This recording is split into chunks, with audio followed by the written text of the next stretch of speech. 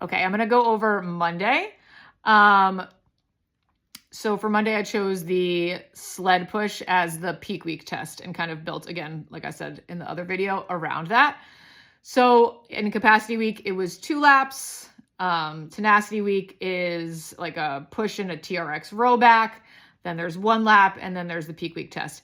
The accompanying partner movement kind of reflects how much work you're doing. So capacity week, somebody's doing like a low plank.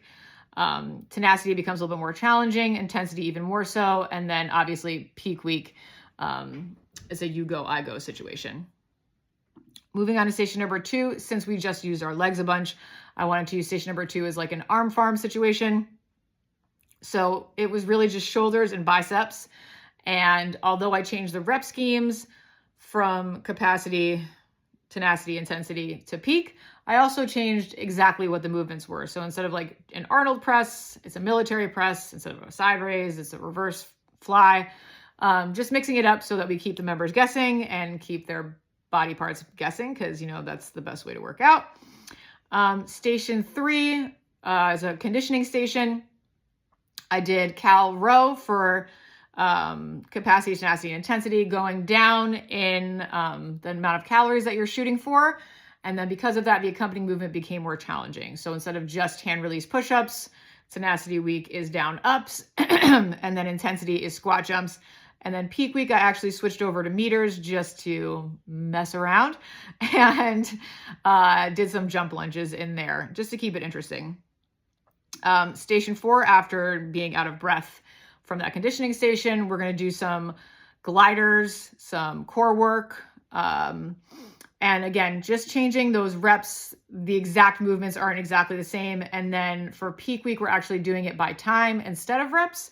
Again, just trying to keep things interesting with a purpose, obviously. So 1 minute of sliding glute bridges is hard. So that's for that peak week ending. Moving on to station number 5. I have a run and a ski, and I'm only giving them 30 seconds in between, but it's almost 3 minutes. So it's a 2 minute 45 second run into the 2 minute 45 second ski at like that lower exertion level. And then as time goes on, we get a little bit faster and the times go down. By the end, by peak week, we're not doing it by time. We're going to do it by a 0.05 hard run and then a 100-meter ski sprint. That sounds so fun. Moving on to station number 6. Because we did the arm farm in station number 2, now we're going to do more chest and lats. So there's rows, there's flies, there's deadlifts in there.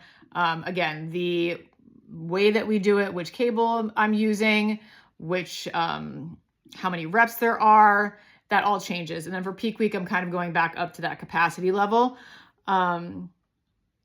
So basically, moral of the story is, I try to balance each day,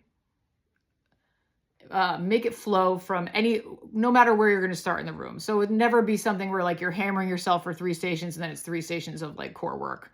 I like to balance my workouts myself, so I would do that for the member as well. Also, again, like I said in the other video, balancing muscle groups, making sure that we're trying to hit almost everything within the workout so that you don't leave feeling, unbalanced. Also just kind of shaking up what we're doing. So instead of just military press, we would do an Arnold press in that station, or a side raise, or whatever else. We're still working that shoulder group, but we're making the exercise more exciting or interesting. And then basically how that evolves into peak week is that as you're getting faster, right?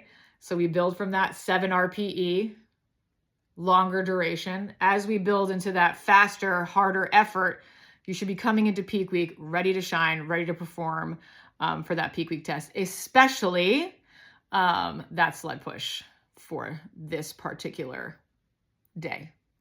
Thanks.